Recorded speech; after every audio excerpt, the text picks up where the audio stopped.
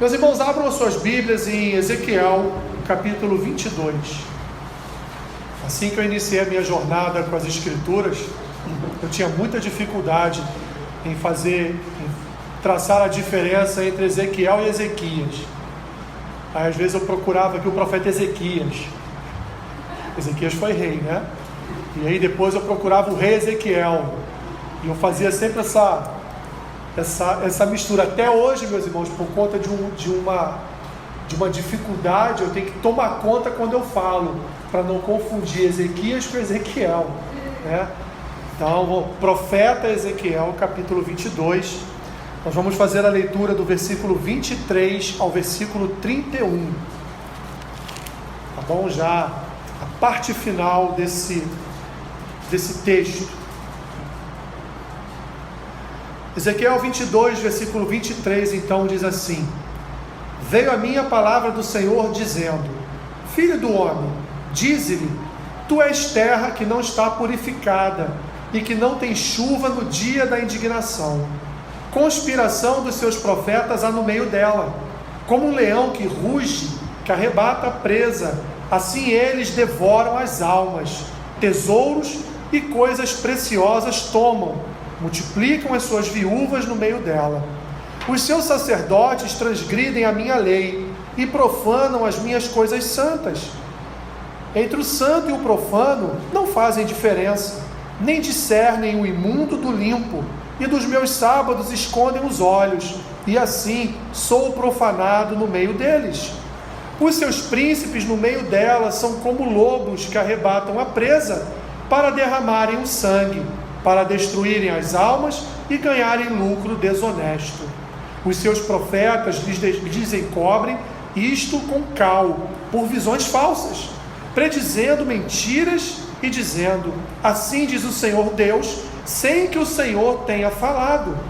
Contra o povo da terra praticam a extorsão, andam roubando, fazem violência ao aflito e ao necessitado, e ao estrangeiro oprimem sem razão. Busquei entre eles um homem que tapasse o muro e se colocasse na brecha perante mim, a favor desta terra, para que eu não a destruísse, mas a ninguém achei. Por isso, eu derramei sobre eles a minha indignação, como fogo do meu furor os consumi. Fiz cair-lhes sobre a cabeça o castigo do seu procedimento, diz o Senhor Deus. Pai, fala conosco nessa manhã, através da Tua palavra.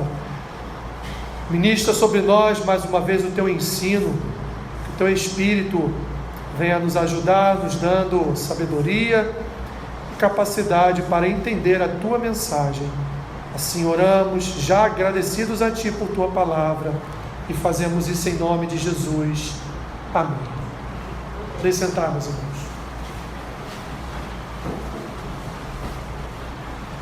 Queridos, na Alemanha do século XVIII, numa pequena comunidade, uma pequena cidade chamada Herrnhut, uma região da Alemanha conhecida hoje como a Bavária, iniciou-se ali um movimento de oração contínua, de 24 horas por dia, movimento chamado de Movimento dos Moravianos, que durou por quase 100 anos, isso mesmo, praticamente um século em que todos os dias centenas e centenas de pessoas se dividiam e também se multiplicavam, subindo uma torre de vigia que havia sido construída nesta cidade, ao lado do cemitério desta cidade.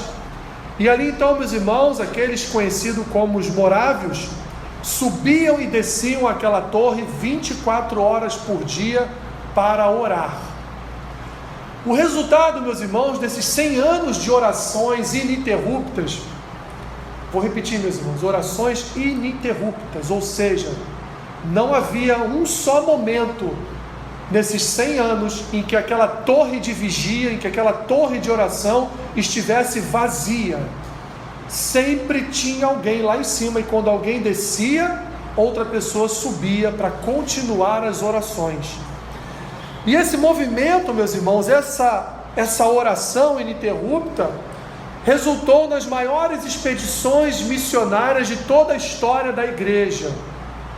Temos o exemplo de vários jovens que inclusive foram até a Índia ou foram até a África, e lá trabalharam como escravos, se aliaram aos escravos, trabalharam como escravos, para ali, meus irmãos, diante dos escravos, pregarem o Evangelho e ajudarem os escravos a passarem por todo aquele sofrimento, levando Cristo a eles como Salvador das suas vidas.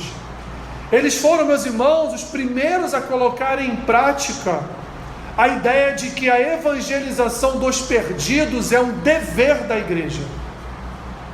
A igreja tem como missão, tem como dever, segundo nos relata o próprio Evangelho, quando Jesus disse: ide por todo mundo, pregai o Evangelho a toda criatura, né? Com batismo, com discipulado, enfim. Eles então trouxeram esta ideia à igreja, de que a igreja não pode viver o mundinho dela, não pode viver dentro da sua membresia, dentro da sua comunhão uns com os outros, mas da porta para fora ela não ser relevante, da porta para fora ela não fazer aquilo para o qual ela foi chamada e designada, para pregar o Evangelho, para levar a graça de Deus a corações perdidos, para levar a salvação e as boas novas da salvação, o bom perfume do Evangelho àqueles que estão perdidos e longe de Deus. O movimento dos morávios resultou, meus irmãos, em um século depois, no movimento como conhecemos, movimento dos puritanos. Mas eu não vou entrar neste movimento. Vamos então encontrar na história da igreja muitos homens e mulheres que, com grande fervor e disciplina espiritual, foram grandes intercessores tão poderosos em Deus, né? Não somos poderosos em nós mesmos, com tanto poder de Deus, meus irmãos, com tanta graça de Deus, com tanto amor pelos perdidos, que as suas orações mudaram rumos de nações. As suas orações mudaram histórias de povos. Vamos encontrar ao longo dos séculos de história da igreja grandes movimentos de avivamento em países, tudo por causa de um único homem, ou por causa da oração de uma única mulher. Quero trazer aos irmãos mais um outro exemplo. Por exemplo, o avivamento do país de Gales foi um exemplo para nós. Iniciozinho do século, entre o século XIX e século XX, foi um dos mais impressionantes moveres de Deus em todos os tempos. Um homem chamado Evan Roberts, com 16 anos ele já buscava o Espírito Santo, com 16 anos ele já tinha dons do Espírito, com 16 anos ele já pregava as Escrituras nas praças, nas ruas, e ele fazia, meus irmãos, pasmem vocês, 2 orações. Ele dobrava seus joelhos e pedia ao Senhor: Senhor, eu quero ser cheio do Espírito Santo. Essa era a sua primeira oração: enche-me com o teu Espírito. E a segunda oração que ele fazia é: salve o país de Gales, salve o meu país. Era a oração que aquele jovem fazia. E mais ou menos, meus irmãos, 4 ou 5 anos depois, numa pequena comunidade no interior do país de Gales, através das orações de Evan Roberts, as escolas bíblicas dominicais, as crianças começaram a se levantar em oração, começou a ser invadidas por um fogo do Espírito Santo nelas. E resumindo a história, meus irmãos, esse movimento, esse avivamento, ele tomou todo o país de Gales, salvando mais de 100 mil pessoas. E não só isso, os homens deixaram de ir para os pubs beberem no final de semana, não queriam mais ir para os estádios assistir partidas de futebol ou de rugby, que era um esporte daquele país. Os homens não tinham mais interesses por coisas que fossem não contrárias, porque esporte não é contrário, não tem problema nenhum, mas que não tivesse a presença de Deus, que não fosse algo que viesse a edificar as suas vidas, a encher seus corações de alegria. Vimos então, meus irmãos, a história relata que muitas esposas ficaram felizes, porque seus maridos deixaram de ser alcoólatras e passaram a ser santos homens de Deus. Um movimento que durou alguns anos, um movimento que se alastrou um pouco pela Europa, mas um movimento, meus irmãos, que levou toda uma nação ao Senhor. Uma só oração, a oração de um só homem, de um jovem, Evan Roberts. A Bíblia também nos apresenta, meus irmãos, vários intercessores que ao longo das suas jornadas, ao longo das suas histórias, manifestaram através das suas orações a glória de Deus, através de um ministério de intercessão, através de joelhos dobrados, através de adoração ao Senhor. Vemos homens como Abraão, Moisés, José, vemos homens como Samuel, Davi, Elias, Eliseu, Daniel, os próprios profetas, sejam os maiores ou os menores.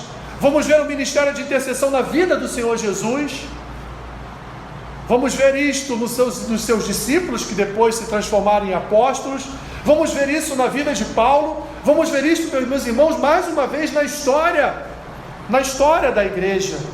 Aliás, como o maior intercessor, ele também nos apresenta a maior intercessão que está registrada nas Escrituras. Jesus, em João capítulo 17, nos apresenta a maior oração feita em todos os tempos.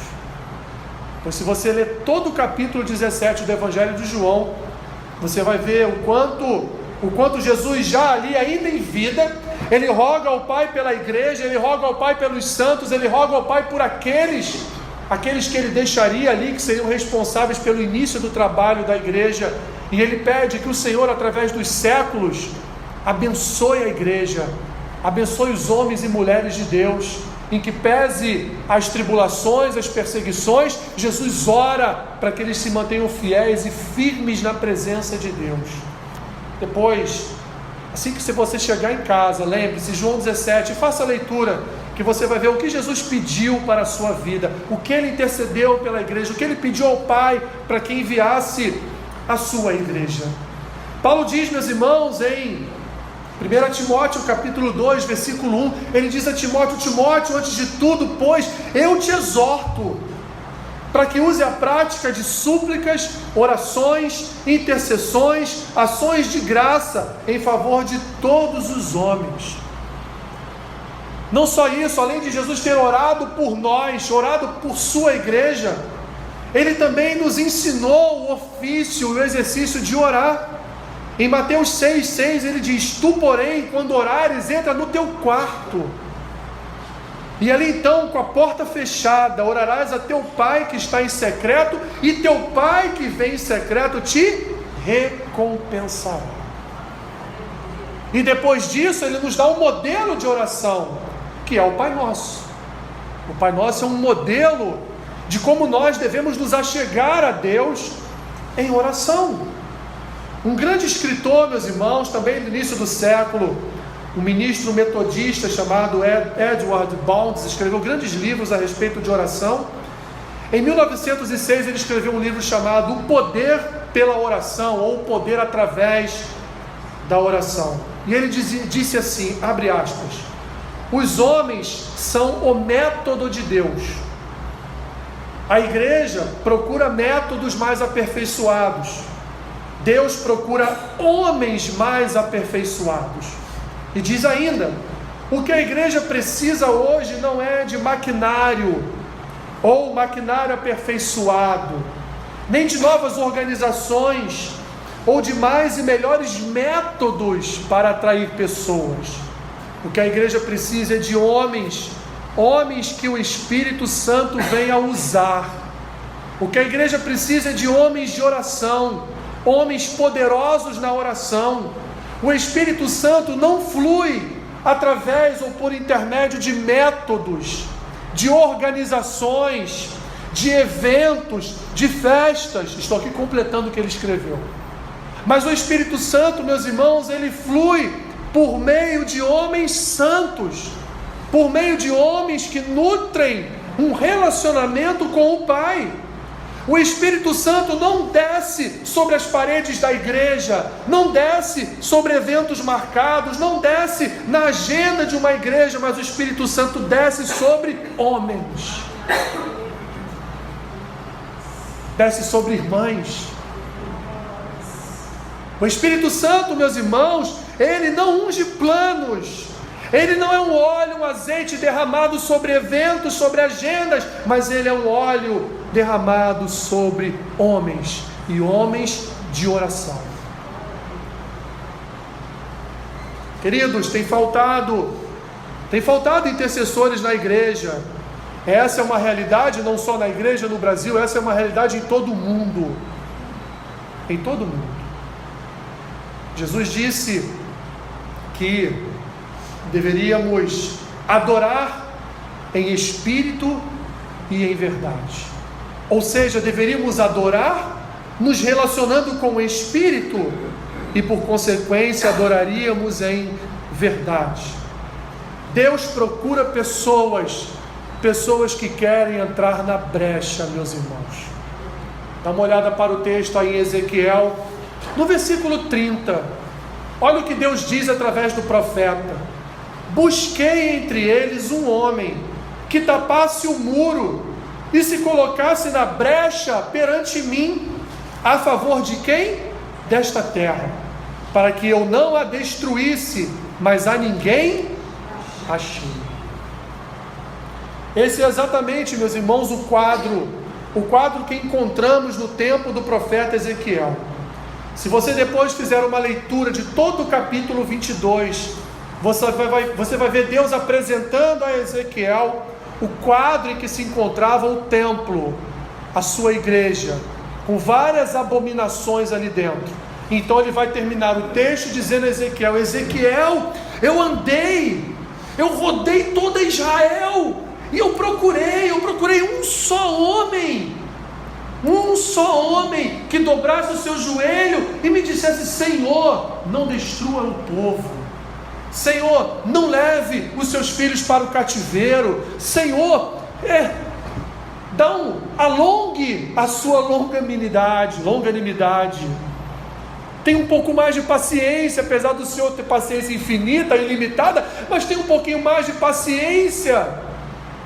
Vamos tentar alguma coisa para ver se o povo acorda, desperta, e não venha mais acender incenso a Baal, a Astarote, a Moloque e a tantos outros deuses pagãos. Mas o que aconteceu, meus irmãos, como está registrado no versículo 30, é que Deus não encontrou um só homem.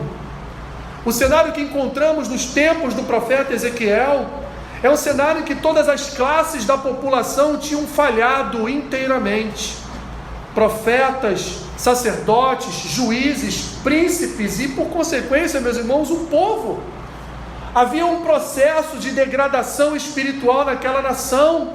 Havia um processo de degradação na liderança espiritual daquela nação. Eles estavam pecando, meus irmãos, contra o Senhor. Não só lideranças espirituais, mas juízes e governantes que deveriam ser exemplos para o povo, mas estavam sendo exemplos de pecadores para o povo, levando o povo a idolatrar, levando o povo, portanto, a sair dos caminhos do Senhor. Mesmo assim, meus irmãos, o Senhor, ainda por sua graça, por seu amor e por sua misericórdia, se preocupou em procurar homens. Vou ver se restou alguém no meio do arraial que possa interceder, que possa tapar o buraco no muro, que possa se colocar na brecha para que eu então ouça e responda a ele, poupando toda a nação, não enviando meu juízo a Israel. Mas o Senhor não encontrou um só homem. Então, meus irmãos, o resultado foi juízo sobre a nação. O resultado foi que Deus enviou inimigos para levar o seu povo ao exílio de aproximadamente 70 anos, uma história que já conhecemos. Percebe, meus irmãos, que um só homem poderia ter sido o agente de salvação de todo um povo, como Evan Roberts foi, como Moisés, meus irmãos, muitas vezes se colocou na brecha pelo povo. Quando Deus falou, vou destruir este povo, Moisés foi até o Senhor, se colocou na brecha e disse, Senhor, quase que Moisés disse, que vergonha, Senhor, o Senhor fazer isso. Quase que ele falou isso para Deus, porque Moisés falou, Senhor, o Senhor vai destruir o seu próprio povo que o Senhor livrou do Egito? O que as outras nações vão dizer do Senhor? Que o Senhor é um Deus mau. As outras nações vão olhar, o Senhor livrou todos do Egito, trouxe para o deserto, está levando-os para uma terra santa, e aí no meio do caminho o Senhor vai e destrói todo mundo. As outras nações vão olhar para o Senhor e vão pensar, esse é um Deus mau, que salva e mata o seu próprio povo. Então, Senhor, tenha misericórdia, faça o seguinte, tira a minha vida, mas poupe o seu povo. Era esse homem que Deus buscava em Israel, o mesmo homem que Deus conheceu através de Moisés, o mesmo homem que Deus conheceu, meus irmãos, através de Abraão. Quando Deus falou para Abraão, Abraão, destruirei hoje Sodoma e Gomorra, e Abraão foi então diante do Senhor e falou, Senhor, pensando no seu sobrinho Ló, Senhor, mas se tiverem 50 justos lá em Sodoma, o Senhor vai destruir mesmo assim? Não, eu salvo os 50, pode deixar. Mas se tiver 40 e 30, e assim foi todo o diálogo de Abraão para salvar o seu sobrinho. Então Deus terminou o assunto dizendo, tá bom, se tiver um justo eu salvo. E foi Ló e a sua família salva da chuva de pedras e de enxofre, do fogo que desceu do céu sobre Sodoma e Gomorra. Abraão se colocou na brecha, Moisés se colocou na brecha, assim como tantos outros, meus irmãos, na história das Escrituras se colocaram na brecha para salvar o povo. Era o que Deus queria em Israel, mas Deus não encontrou um só que pudesse livrar a nação. Deus, meus irmãos, precisa de intercessores. Deus precisa de alguma coisa, Alessandro? Sim, Deus precisa da igreja intercedendo, porque Deus se apresenta através da intercessão, Deus age através das orações, Deus manifesta o seu poder através do dobrar de joelhos do seu povo. O que Deus vai dizer, meus irmãos, a Elias? Tu te escondes na caverna por quê? Está com medo de quem? Eu tenho 7.000 com joelhos dobrados que não se dobraram a Baal, e você nem sabia disso, Elias, mas eu tenho 7.000 homens separados, orando, e por isso Elias conseguiu destruir os profetas de Baal. Por isso que Elias era um homem santo de Deus, e que Deus realizava através dele vários e vários milagres. Não só por quem era Elias, porque por trás de Elias haviam 7.000 que não se dobraram a Baal, que oravam para que Deus viesse salvar Israel das mãos de Acabe e Jezabel. Deus precisa de intercessores, meus irmãos. Ele quer usar a sua igreja com poder, mas quem está disposto a subir a torre de vigia? Quem está disposto a dia após dia subir a torre de vigia? Quem está disposto, meus irmãos, a ser um dos 7.000 que não se curvaram a Baal e intercediam diante de Deus por Israel? Quem quer ser?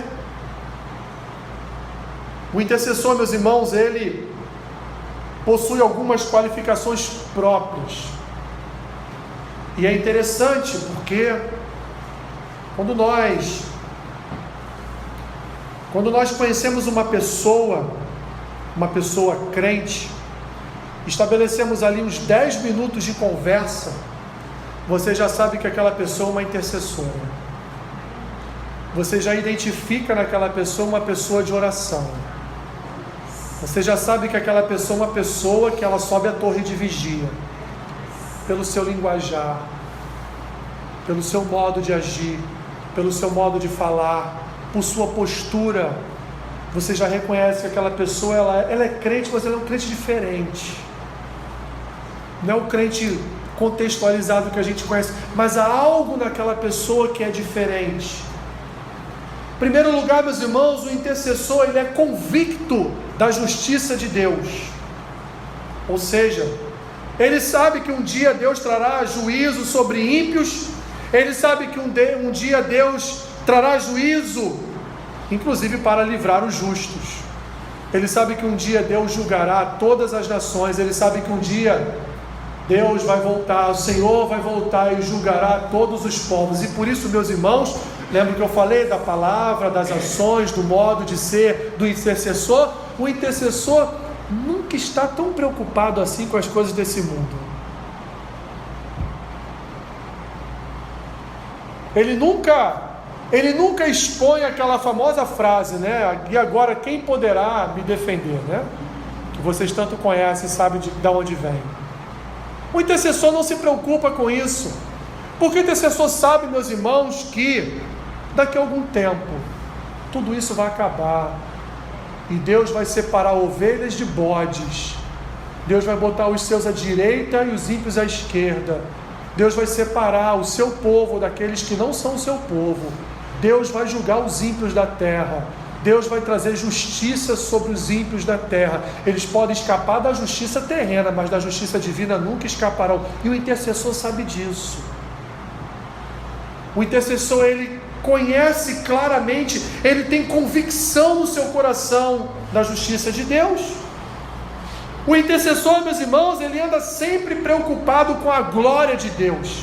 Ele nunca está preocupado com o que pensam a respeito dele. Ele nunca está preocupado com o que vão falar dele. Ele nunca está preocupado, meus irmãos, com, por exemplo, ele orou, aquela pessoa ficou curada, ele não está preocupado. Eu orei, ela falou, não. O intercessor sempre está preocupado com a glória de Deus, porque o intercessor, ele invoca a glória de Deus o tempo todo. O intercessor sempre atribui à glória de Deus os resultados da sua intercessão. O intercessor sabe do seu lugar como ferramenta nas mãos de Deus e intercede em secreto a Deus. Entra no seu quarto, fecha a sua porta e ali ele sozinho trabalha com Deus em suas petições, em suas intercessões. O intercessor, meus irmãos, está preocupado a todo instante com a glória de Deus. Ele está sempre dizendo ao Senhor, não a mim, Senhor, não a mim, mas tudo a Ti. Glória a Deus. O verdadeiro intercessor sabe que ele é pó, sabe que ele veio do pó e ao pó tornará. Então toda glória, todo louvor ao Senhor e não a ele mesmo. O verdadeiro intercessor, ele tem temor do Senhor, não medo. Temor e medo são diferentes. Ele tem temor do Senhor, porque ele tem convicção da justiça do Senhor, porque ele dá glória ao Senhor por tudo na sua vida. Ele tem temor do Senhor, porque ele conhece o Senhor e sabe quem é o Senhor, sabe que pode contar com o Senhor, sabe que é bom ser disciplinado pelo Senhor. O intercessor, meus irmãos, o intercessor, ele tem um relacionamento íntimo com o Senhor. O intercessor, o verdadeiro intercessor, ele conhece a palavra. Ele não se dobra ao relaxamento e à preguiça. O verdadeiro intercessor, ele não lê as escrituras antes de dormir, porque ele vai dormir lendo a palavra.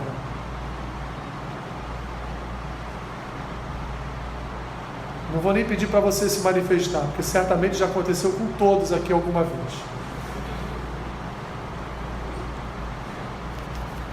Em alguns momentos as escrituras servem de calmante, né? Coloca na cabeceira, você está com insônia, acorda de madrugada, aí você pensa, vou ler a Bíblia. Aí você lê lá, no terceiro versículo você já voltou a dormir. Falando sério, meus irmãos, o intercessor, não tem problema nenhum você ler a Bíblia antes de dormir não, tá, meus irmãos? Não é isso que eu estou querendo dizer. O que eu estou querendo dizer é que o verdadeiro intercessor, ele busca um momento de devoção com o Senhor. Um momento que ele sabe que ele não está cansado, não vai dormir. Um momento que ele sabe que nada vai lhe distrair. principalmente o seu telefone celular. O intercessor, ele busca um momento para estar a sós com Deus. Ele busca um momento do seu quarto e a porta fechada, para ele ler as Escrituras, para ele estudar as Escrituras, para ele nutrir um relacionamento, meus irmãos, com o Senhor. O verdadeiro intercessor, ele tem coragem. Ele não se ocupa do temor das circunstâncias. Ele não se preocupa com o que está acontecendo no mundo. O verdadeiro intercessor, ele tem coragem e ele ora por coisas importantes. Ele ora por coisas que ele sabe, inclusive, que poderá até ser atacado na sua vida. Mas quem Deus estava procurando? Alguém que se colocasse aonde? Na brecha.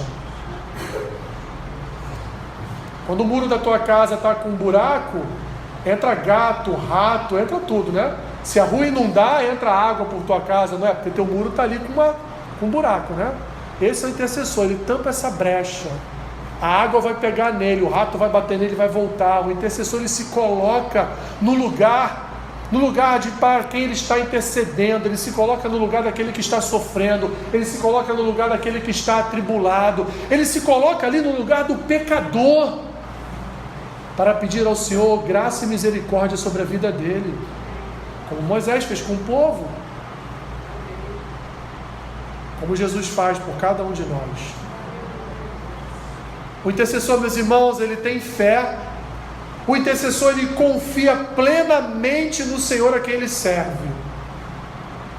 O intercessor sabe que aonde ele estiver, se ele clamar pela glória de Deus, se ele clamar pela palavra do Senhor, se ele clamar pela presença do Senhor, o Senhor o responderá.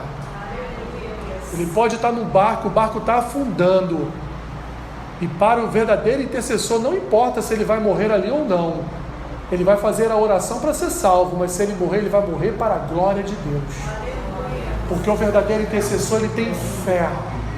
Ele sabe que se hoje ele fechar os olhos, ele estará na glória com o Pai. Então ele não tem preocupações se ele vai morrer, se ele vai viver. Ele se preocupa em continuar a se alimentar da fé, continuar a se alimentar desta confiança sobrenatural no Deus que salva. O verdadeiro intercessor, ele tem a esperança. Ele tem esperança que seu filho será salvo. Ela tem esperança que seu marido será salvo. Tem esperança de que toda a sua família um dia estará na presença do Senhor. Mas como diz a palavra, bom é ter esperança. Mas a palavra também diz que a esperança que se adia faz o coração adoecer. E o que nós precisamos para o coração não adoecer? De mais esperança, de fé, de intercessão, de palavra. O verdadeiro intercessor persevera. Ele não desiste. Nos primeiros minutos de dificuldade, ele não retrocede. É como aquele filme, um filme bem antigo que se chamava Render-se Nunca, Retroceder Jamais. Os meus tempos de adolescente. O verdadeiro intercessor, ele persevera, ele não se rende nunca, ele não volta atrás. Porque o verdadeiro intercessor, ele olha para o alvo. Você já viu o alvo atrás? Alguém aponta uma flecha para trás?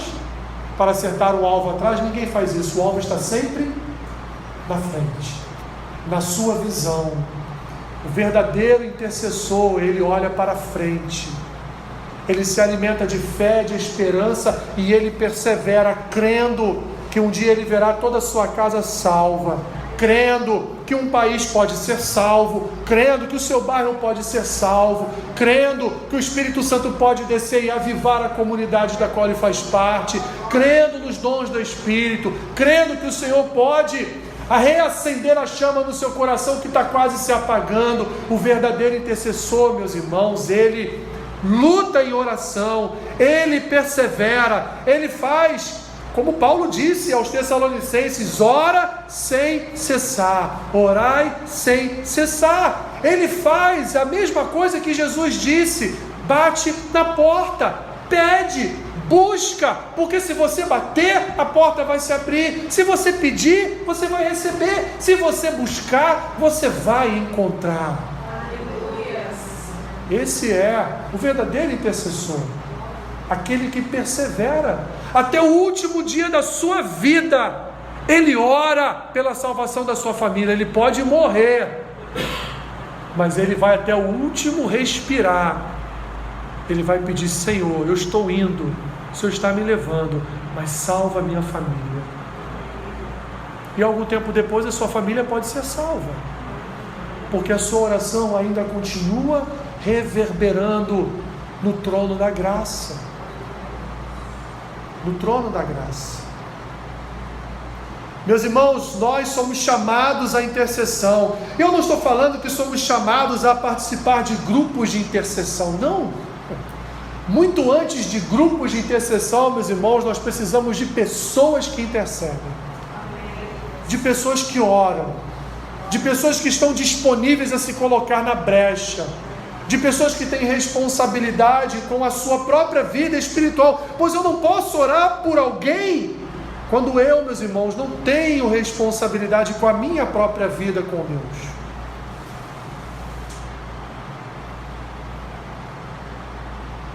O próprio Senhor Jesus viu isso de bem perto, quando ele, no Getsêmani, chamou ali para o particular Pedro, Tiago e João, como está registrado em Mateus 26, 41. Jesus disse para ele: vigiai e orai, para que não entreis em tentação, porque o espírito na verdade está pronto, mas a carne é fraca. Enquanto Jesus estava lá derramando lágrimas de sangue, orando, pedindo ao Senhor para aliviar a sua dor, o que estavam fazendo Pedro, Tiago e João? Dormindo. E Jesus os encontra dormindo e fala: rapaz, o negócio está feio, daqui a algumas horas a coisa vai ficar feia para todo mundo e vocês estão dormindo. Jesus viu isso de perto, pessoalmente. De uma outra feita ele disse: eu precisava só de um ombro para reclinar a minha cabeça. Ou seja, Jesus estava dizendo ali: eu preciso de pessoas que se relacionem comigo, preciso de pessoas que me amem ao ponto de permitir que eu recline a minha cabeça e descanse um pouco.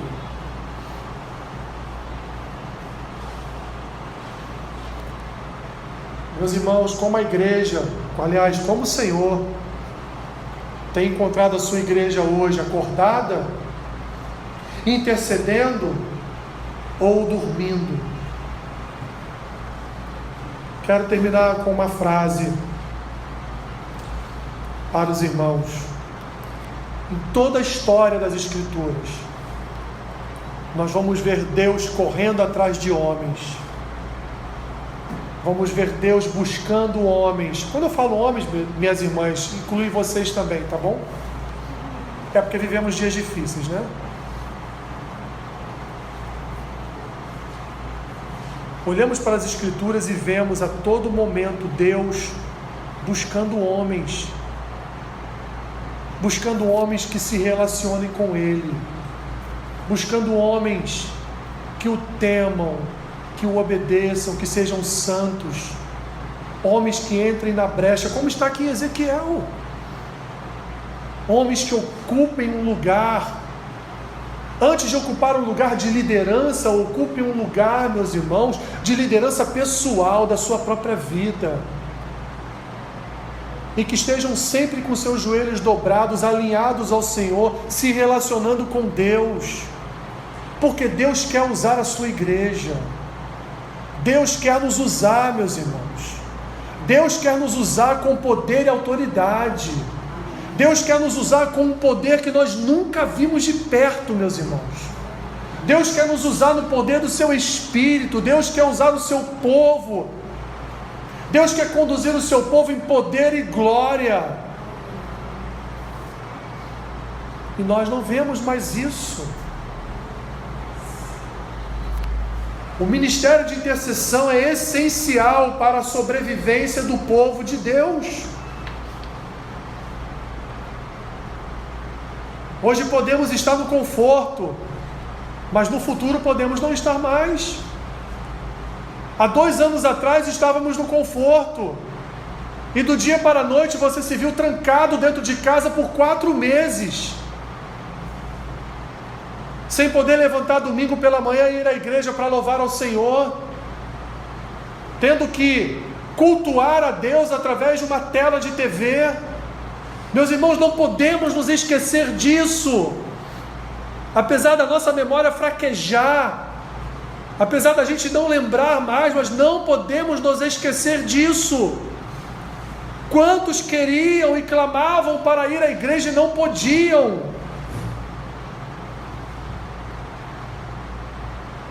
E hoje nós voltamos, toda a igreja de uma forma geral, voltamos à estaca zero, como se nada tivesse acontecido.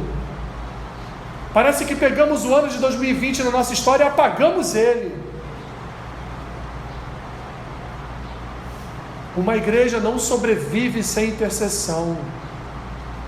Uma igreja não sobrevive sem relacionamento com Deus. E uma igreja, quando eu falo, meus irmãos, eu não estou falando no sentido só de um corpo, de uma denominação. Eu estou falando de você, eu estou falando de mim, eu estou falando de nós, individualmente, como homens e mulheres que servem a Deus. Sem esse ministério pessoal, sem essa oração pessoal, sem esse dobrar de joelhos pessoal, nós não sobrevivemos aos principados e potestades desse mundo, meus irmãos, porque eles são muito mais poderosos do que nós, do que a nossa carne. Mas aquele que habita em nós é muito maior, infinitamente maior do que tudo e do que todos. O ministério de intercessão é essencial para a sobrevivência do povo de Deus. A igreja, meus irmãos, sobrevive até hoje, porque ao longo da sua história, ao longo das escrituras e da sua história, homens e mulheres se colocaram na brecha para que a igreja permanecesse de pé, doar as suas vidas, entregar as suas famílias ao derramar de sangue, para que a igreja permanecesse de pé. A igreja permanece de pé porque a promessa de Jesus que ela permaneceria de pé, não seria vencida por principados e potestades. Mas Jesus levanta um povo que se coloca na brecha para que a igreja permaneça de pé.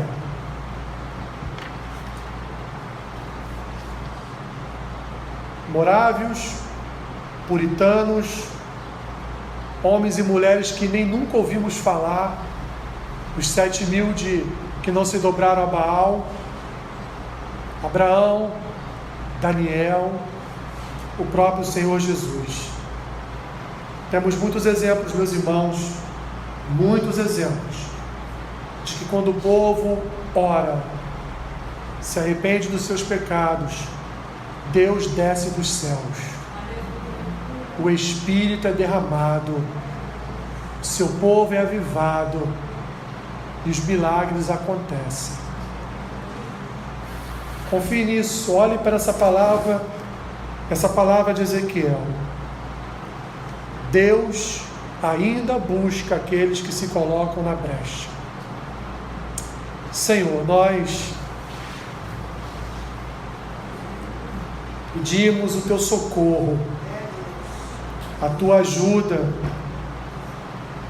porque tantas são as vezes em que o Senhor mesmo nos concede a oportunidade de nos colocarmos na brecha e nós fugimos, nos distraímos, nos preocupamos com aquilo que não deveria gerar preocupações em nossos corações. Abençoe-nos, Senhor. No contexto desse corpo, desta igreja, levanta em nós aqueles que te adoram em espírito e em verdade. Levanta entre nós intercessores e intercessoras, Senhor, que venham a ter um compromisso em seus corações com a oração. que guardem os seus corações na sua presença, que conheçam a tua palavra, que sejam verdadeiros ministradores do teu evangelho, a quem, Senhor, poderemos recorrer em oração, a quem poderemos colocar, Senhor, diante dele pedidos para que orem por nós, pessoas onde o teu Espírito venha fluir, pessoas cheias de dons, pessoas que gerem fruto para a tua casa, para a tua igreja, árvores frondosas, Senhor, ricas da tua presença, Senhor, que alimentam e são alimentadas umas pelas outras. Faça desse corpo, Senhor, desta igreja, uma igreja gloriosa, como diz a tua palavra, poderosa no teu nome, que a tua luz venha refletir em cada um de nós. Ajuda-nos, Senhor, ajuda-nos, porque não é fácil. Nos dê um espírito de coragem e perseverança, para que possamos prosseguir, nos alimentando da tua presença, da tua palavra, para que possamos prosseguir, Senhor, com os nossos joelhos dobrados, recebendo do Senhor os milagres, não só na nossa vida e na nossa casa, mas também nas vidas e nas casas dos nossos irmãos. Que possamos ver a tua glória sendo derramada sobre as nossas vidas. Limpa-nos, Senhor, purifica-nos, perdoa os nossos pecados, sara as nossas iniquidades. Afasta-nos, Senhor, da preguiça, da displicência, da negligência, e levanta um povo que intercede, que ora, que confia e que dobra os joelhos dos seus corações diante da tua face. Ajuda-nos, Senhor, socorre-nos, ó Pai, no dia de hoje, em nome de Jesus, amém.